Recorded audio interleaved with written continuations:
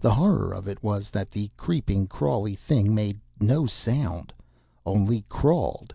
And remember, this lasted for 10 minutes, while the terrier whined, and Azizun shuddered, and Janoo gasped, and Suddhoo cried. I felt the hair lift at the back of my head, and my heart thump like a thermantidote paddle. Luckily the seal cutter betrayed himself by his most impressive trick, and made me calm again. After he had finished that unspeakable crawl, he stretched his head away from the floor as high as he could, and sent out a jet of fire from his nostrils. Now, I knew how fire spouting is done. I can do it myself, so I felt at ease. The business was a fraud. If he had only kept to that crawl without trying to raise the effect, goodness knows what I might not have thought. Both the girls shrieked at the jet of fire, and the head dropped, chin down, on the floor with a thud, the whole body lying then like a corpse with its arms trussed. There was a pause of 5 full minutes after this, and the blue-green flame died down. Janoo stooped to settle one of her anklets, while Azizun turned her face to the wall and took the terrier in her arms. Suddhoo put out an arm mechanically to Janoo's huqa, and she slid it across the floor with her foot. Directly above the body and on the wall were a couple of flaming portraits in stamped paper frames of the Queen and the Prince of Wales. They looked down on the performance, and to my thinking seemed to heighten the grotesqueness of it all. Just when the silence was getting unendurable, the body turned over and rolled away from the basin to the side of the room, where it lay stomach up. There was a faint plop from the basin, exactly like the noise a fish makes when it takes a fly, and the green light in the center revived. I looked at the basin, and saw bobbing in the water the dried, shriveled black head of a native baby. Open eyes, open mouth, and shaved scalp. It was worse, being so very sudden, than the crawling exhibition. We had no time to say anything before it began to speak. Read Poe's account of the voice that came from the mesmerized dying man, and you will realize less than 1/2 of the horror of that head's voice.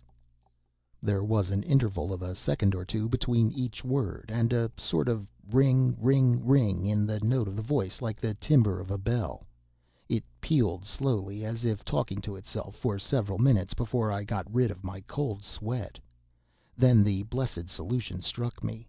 I looked at the body lying near the doorway, and saw just where the hollow of the throat joins on the shoulders a muscle that had nothing to do with any man's regular breathing, twitching away steadily. The whole thing was a careful reproduction of the Egyptian teraphin that one reads about sometimes, and the voice was as clever and as appalling a piece of ventriloquism as one could wish to hear. All this time the head was lapping against the side of the basin, and speaking. It told Suddhoo, on his face again whining, of his son's illness, and of the state of the illness up to the evening of that very night. I always shall respect the seal cutter for keeping so faithfully to the time of the Peshawar telegrams. It went on to say that skilled doctors were night and day watching over the man's life, and that he would eventually recover if the fee to the potent sorcerer whose servant was the head in the basin were doubled. Here the mistake from the artistic point of view came in. To ask for twice your stipulated fee in a voice that Lazarus might have used when he rose from the dead is absurd. Janoo, who is really a woman of masculine intellect, saw this as quickly as I did. I heard her say "Ash nanin farib" scornfully under her breath, and just as she said so the light in the basin died out, the head stopped talking, and we heard the room door creak on its hinges. Then Janoo struck a match, lit the lamp, and we saw that head, basin, and seal cutter were gone. Suddhoo was wringing his hands and explaining to anyone who cared to listen that if his chances of eternal salvation depended on it, he could not raise another 200 rupees. Azizun was nearly in hysterics in the corner, while Janoo sat down composedly on one of the beds to discuss the probabilities of the whole thing being a bunao, or make-up. I explained as much as I knew of the seal cutter's way of jadoo, but her argument was much more simple. "The magic that is always demanding gifts is no true magic," said she. "My mother told me that the only potent love spells are those which are told you for love. This seal cutter man is a liar and a devil. I dare not tell, do anything, or get anything done, because I am in debt to Bhagwan Dass, the bunnia, for 2 gold rings and a heavy anklet. I must get my food from his shop. The seal cutter is a friend of Bhagwan Dass, and he would poison my food. A fool's jadoo has been going on for 10 days, and has cost Suddhoo many rupees each night. The seal cutter used black hens and lemons and mantras before. He never showed us anything like this till tonight. Azizun is a fool, and will be a Purdanishan soon. Suddhoo has lost his strength and his wits. See now, I had hoped to get from Suddhoo many rupees while he lived, and many more after his death, and behold, he is spending everything on that offspring of a devil and a she-ass, the seal cutter." Here I said, "But what induced Suddhoo to drag me into this business? Of course I can speak to the seal cutter, and he shall refund. The whole thing is child's talk, shame, and senseless." "Suddhoo is an old child," said Janoo. "He has lived on the roofs these 70 years, and is as senseless as a milk goat.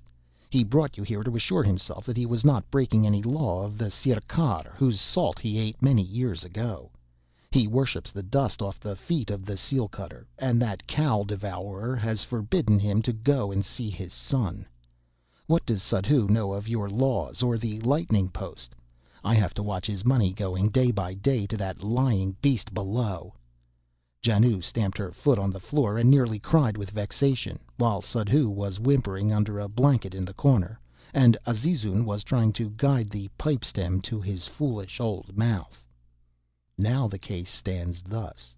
Unthinkingly, I have laid myself open to the charge of aiding and abetting the seal cutter in obtaining money under false pretenses, which is forbidden by Section 420 of the Indian Penal Code. I am helpless in the matter for these reasons. I cannot inform the police. What witness would support my statements? Janoo refuses flatly. And Azizun is a veiled woman, somewhere near Bareilly, lost in this big India of ours. I dare not again take the law into my own hands and speak to the seal cutter, for certain am I that not only would Suddhoo disbelieve me, but this step would end in the poisoning of Janoo, who is bound hand and foot by her debt to the bunnia. Suddhoo is an old dotard, and whenever we meet mumbles my idiotic joke that the Sirkar rather patronizes the black art than otherwise. His son is well now, but Suddhoo is completely under the influence of the seal cutter, by whose advice he regulates the affairs of his life. Janoo watches daily the money that she hoped to wheedle out of Suddhoo taken by the seal cutter, and becomes daily more furious and sullen. She will never tell, because she dare not, but unless something happens to prevent her, I am afraid that the seal cutter will die of cholera, the white arsenic kind, about the middle of May, and thus I shall have to be privy to a murder in the house of Suddhoo.